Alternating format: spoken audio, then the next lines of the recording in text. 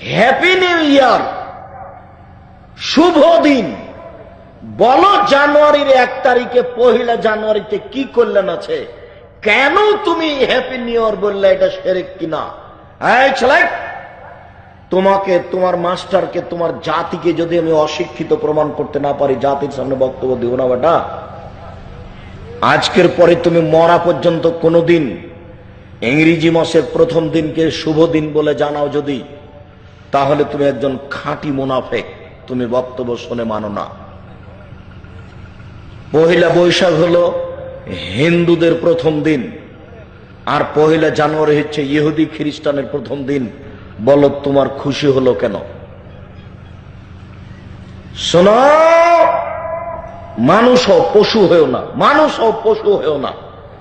সাহাবীদেরকে একটু মূল্যায়ন করিও। আল্লাহর নবী যখন